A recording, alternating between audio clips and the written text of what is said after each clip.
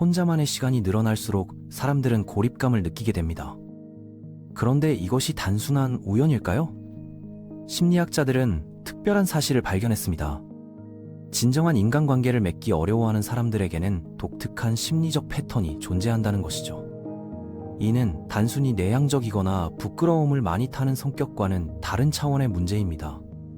오늘 그 깊은 속내를 함께 들여다보면서 왜 어떤 사람들은 진심으로 관계를 원함에도 불구하고 고독한 길을 걷게 되는지 알아보겠습니다.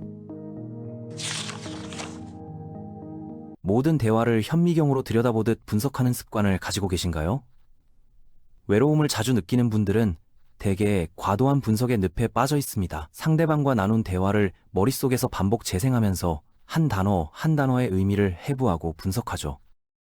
그 말투와 표정까지 세밀하게 뜯어보면서 상대방의 진짜 의도가 무엇인지 파악하려고 애씁니다. 이런 현상은 자기의식이 지나치게 발달했기 때문인데, 끊임없이 타인의 시선을 의식하며 자신이 어떻게 보일지 걱정하는 뇌의 특성에서 비롯됩니다. 신경과학 연구에 따르면 이런 사람들의 뇌에서는 전전두피질의 활동이 과도하게 높아져 있다고 합니다. 이 영역은 판단과 분석을 담당하는 곳으로 지나치게 활성화되면 자연스러운 감정 표현이 억제될 수 있습니다. 언뜻 보면 신중하고 똑똑한 접근처럼 보이겠지만 실제로는 관계에 독이 되는 행동입니다. 분석 모드에 갇혀 있으면 자연스러운 소통이 불가능해지거든요. 상대방은 그런 어색함과 긴장감을 민감하게 감지하고 마치 감시받는 듯한 불편함을 느끼게 됩니다. 진심으로 소통하려고 해도 마치 유리벽이 가로막고 있는 듯한 거리감을 느끼게 되죠. 정작 본인은 냉정하게 굴려는 의도가 전혀 없는데도 말입니다. 뇌가 사람과의 진정한 교감보다는 관찰과 분석에만 집중하고 있으니까요. 심리학자들은 이런 상태를 메타인지적 과부하라고 부릅니다. 생각에 대해 생각하고, 감정에 대해 분석하고, 행동에 대해 평가하는 과정이 끊임없이 반복되면서 정작 중요한 순간의 자연스러움을 놓치게 되는 것이죠. 가식적인 행동들을 한 번에 간파해내는 능력도 특징 중 하나입니다. 억지로 만든 웃음소리, 관심을 끌기 위한 과장된 반응, 진심이 담기지 않은 친절함을 눈치채는 것이죠. 심리학에서는 이를 뛰어난 사회적 지각력이라고 부릅니다. 이런 능력을 가진 사람들은 마치 엑스레이를 가진 것처럼 다른 사람들의 숨겨진 의도를 꿰뚫어 봅니다. 높은 감정 지능을 가진 사람들에게서 흔히 발견되는 특성이지만 이 능력에는 어두운 그림자가 따라옵니다. 사람들의 가면 뒤에 숨겨진 진짜 모습을 보게 되면 더 이상 그들의 연기에 맞춰주기가 힘들어집니다. 거짓 관심에 화답하지도 않고 아첨에 넘어가지도 않으며 거칠의 칭찬에 감동하는 척도 하지 않게 되죠. 표면적인 대화와 허영심 가득한 자랑으로 돌아가는 세상에서 이런 진솔함은 오히려 고립을 만들어냅니다. 무례한 게 아니라 진실한 것뿐인데 말입니다. 하지만 사회는 때로 진실보다는 예의를, 솔직함보다는 외교적 수사를 더 중요하게 여기죠. 연구에 따르면 인간의 뇌는 하루에 약 35,000번의 결정을 내린다고 합니다. 그중 상당 부분이 사회적 상호작용과 관련된 것들이죠. 진실을 추구하는 사람들은 이 모든 순간에서 정직한 선택을 하려고 하지만 그것이 항상 인기 있는 선택은 아닙니다. 그런데 현실적으로 사람들은 진실보다는 편안함을 선호합니다. 당신의 조용함을 오만으로, 독립적인 성향을 거만함으로, 무덤덤한 반응을 우월의식으로 해석하게 되죠. 결국 사람들이 거리를 두는 이유는 당신이 차가워서가 아닙니다. 그들의 따뜻한 연기를 연기로 받아들이기 때문입니다. 사람들은 자신의 가면이 인정받고 싶어 하는데 당신은 그 가면 너머의 진짜 모습을 보고 있으니까요. 이런 상황에서 불편함을 느끼는 것은 지극히 자연스러운 반응입니다. 심리학에서 말하는 인지 부조화 현상도 여기서 작용합니다. 사람들은 자신이 진실하다고 믿고 싶어 하지만 동시에 사회적으로 받아들여지기 위해 어느 정도의 연기가 필요하다는 것을 알고 있습니다.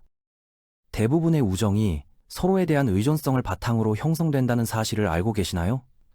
작은 부탁들을 주고받고 감정을 공유하며 서로를 위로하고 꾸준한 연락을 통해 관계가 깊어집니다. 하지만 친구가 적은 사람들은 이런 것들이 별로 필요하지 않습니다. 자신의 감정은 스스로 정리하고 문제가 생기면 혼자서 해결책을 찾죠.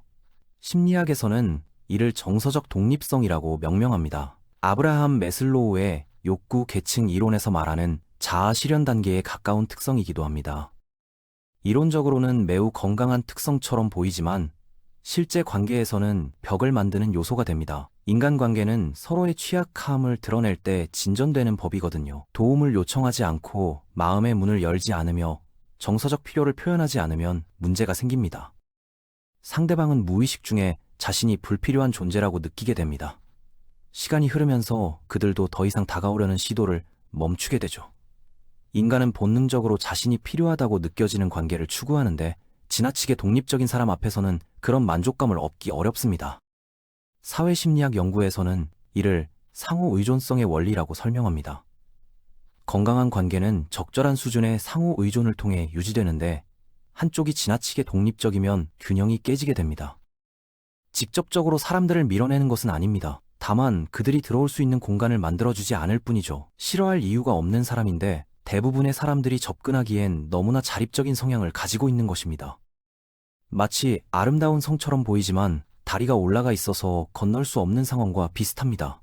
사람들은 존경할 수 있지만 가까워지기는 어려워합니다. 이런 역설적 상황이 바로 고독한 사람들의 딜레마입니다. 집단의 사고방식을 따르지 않는 성향도 중요한 특징입니다. 관계 유지에 어려움을 겪는 사람들은 높은 개인주의 성향을 보이는 경우가 많은데 이는 때로 위험한 특성이 되기도 합니다. 유행을 쫓지 않고 집단의 행동을 무작정 따라하지도 않습니다. 단순히 어울리기 위해서 자신을 바꾸지도 않습니다. 이것은 반항심에서 나오는 게 아니라 타고난 기질이죠. 심리학자들은 이를 낮은 사회적 동조성이라고 설명합니다. 솔로몬 아슈의 동조 실험에서 나타나는 것과 정반대의 성향입니다. 이런 특성은 당신을 독특하게 만들어주지만 동시에 외부자로 만들기도 합니다. 독립적으로 사고하고 솔직하게 의견을 표현하며 다른 사람들이 당연하게 받아들이는 사회적 규칙들에 의문을 제기하게 되죠. 이런 모습은 조용한 존경을 받을 수는 있지만 친밀한 관계로는 이어지지 않는 경우가 많습니다. 사람들은 차이점보다는 공통점을 통해 유대감을 형성하는 경향이 있거든요.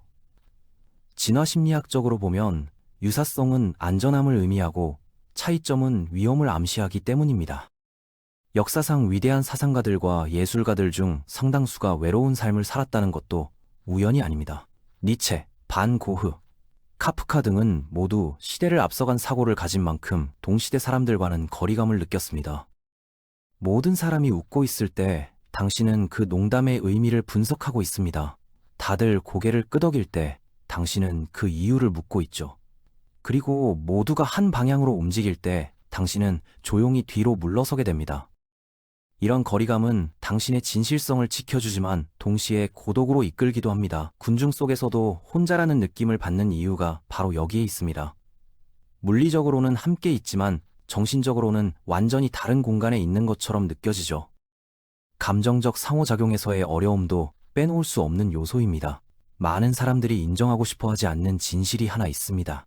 일부 사람들은 감정적으로 화답하는 방법을 몰라서 우정을 쌓는데 서툴다는 것이죠. 논리적인 접근은 잘하지만 따뜻함을 전달하는 것은 어려워합니다. 지원하는 방법은 알고 있지만 감정을 나누는 방법은 모르는 거예요. 심리학에서는 이런 현상을 감정 표현의 어려움, 즉 알렉시티미아와 연관짓기도 합니다. 분명히 관심과 애정이 있는데 다른 사람들이 이해할 수 있는 방식으로 표현하지 못하는 것이죠. 그래서 사람들은 당신의 지적 능력에는 감탄하면서도 감정적으로는 단절감을 느낄 수 있습니다. 마치 컴퓨터와 대화하는 것 같다고 느끼기도 합니다. 현대 사회에서 감정적 지능 EQ의 중요성이 강조되는 이유도 여기에 있습니다. 아무리 똑똑하고 유능해도 감정적 연결을 만들어내지 못하면 깊은 관계를 형성하기 어렵습니다. 이는 개인적인 결함이 아니라 다른 종류의 뇌 구조일 뿐입니다. 믿을 만한 사람이 되는 것만으로도 충분하다고 생각하시겠지만 사람들은 도움을 받는 것뿐만 아니라 자신이 특별하게 여겨진다고 느끼고 싶어 합니다. 그런 감정적 충족이 이루어지지 않으면 시간이 지나면서 자연스럽게 거리를 두게 되죠. 감정이 없는 것은 아닙니다. 다만 개인적으로 처리하는 경향이 강한 것뿐이에요. 그리고 그것을 표현할 준비가 됐을 때쯤에는 이미 그 순간이 지나가 버리는 경우가 많습니다. 타이밍이라는 것이 관계에서 얼마나 중요한지 보여주는 대목입니다. 신경과학 연구에 따르면 감정을 표현하는 뇌 영역과 논리적 사고를 담당하는 영역은 서로 다른 네트워크를 형성합니다. 어떤 사람들은 논리적 네트워크가 더 발달해 있어서 감정적 표현이 자연스럽게 나오지 않을 수 있습니다. 친구를 잃는 과정도 하룻밤 사이에 일어나지 않습니다. 작은 패턴들이 누적되면서 점진적으로 벌어지는 일이죠. 충분히 빠르게 답장하지 않고 적절한 감정 표현을 하지 않으며 다른 사람들처럼 연기하지 않는 것들 말입니다. 감정적인 소음으로 가득한 사회적 세계에 비해 지나치게 자각적이고 지나치게 초연하며 지나치게 정확한 모습을 보이게 되는 것입니다. 사람들은 완벽함보다는 친근한 불완전함을 선호하는 경우가 많습니다. 너무 흠잡을 데 없는 사람 앞에서는 오히려 위축감을 느끼죠. 심리학에서 말하는 프라텍션 효과가 바로 이런 현상입니다. 사람들은 자신과 비슷한 수준의 교함을 가진 사람에게 더 친근감을 느낀다는 이론입니다. 완벽해 보이는 사람은 존경할 수 있지만 친구가 되기는 어렵다는 것이죠. 그런데 사람들이 놓치고 있는 중요한 점이 있습니다. 친구가 없다고 해서 그 사람에게 문제가 있는 것은 아니라는 사실입니다. 이것은 단지 그 사람의 마음이 소속감보다는 진실을 더 중요하게 여긴다는 뜻일 뿐이죠. 가짜 관계는 만들어낼 수 없고 단지 어울리기 위해서 자신의 본성을 희석시킬 수도 없는 것입니다. 이런 사람들에게는 양보다 질이 훨씬 중요합니다. 수많은 얕은 관계보다는 하나의 깊은 이해가 더 의미 있죠. 혼자 서 있는 이유는 아무도 이해해주지 않아서가 아닙니다. 당신과 진정으로 깊이 있게 소통할 수 있는 사람이 드물기 때문입니다. 성격을 바꿀 필요는 없지만 자신의 특성을 제대로 이해하는 것은 필요합니다. 자신만의 독특한 특성들이 인간관계에 어떤 영향을 미치는지 깨달으면 왜 나에게는 친구가 없을까라는 질문을 하지 않게 될 것입니다. 그 대신 이런 깨달음을 얻게 되죠. 모든 사람이 나를 다룰 수 있는 것은 아니라는 것을 말입니다.